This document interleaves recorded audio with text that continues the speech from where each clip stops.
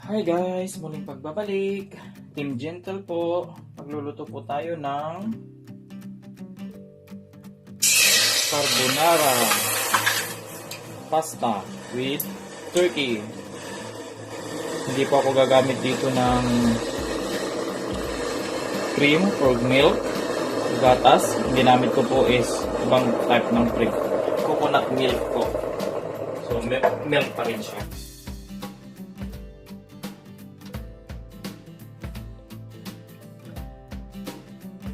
Papakita ko po muna ang ingredients natin na ilalagay. Meron po ako ditong cheese, garlic powder, salt, and black pepper. Tara, lagay na natin muna. Cheese. Lahat. Masama na silang lahat. There you go. Hintayin lang natin siya na hanggang mag-cool down siya.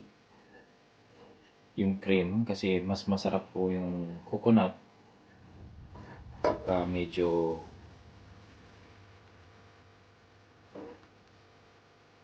nagmamantika ng konti.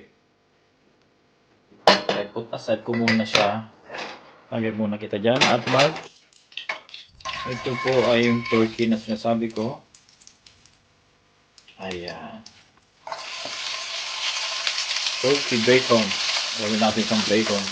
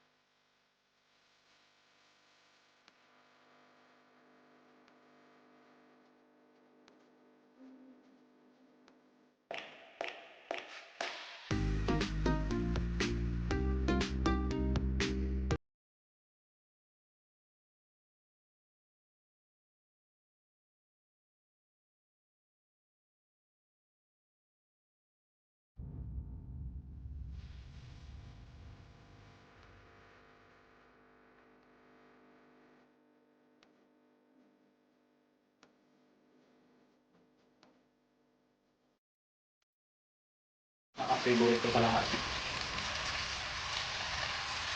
Chili flakes. Bang, bang, bang, bang. Ay, nasa sa inyo po yan. Optional lang po yan. Yung fresh na chili, nahihalo nyo dyan. Pwede po. Kahit anong klaseng chili.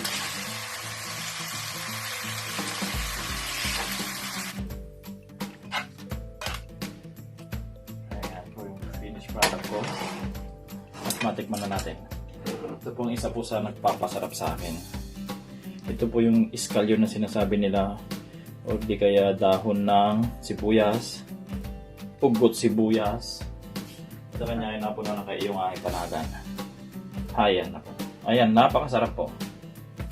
Gusto nyo po lagyan natin ng black pepper on top. Ayan.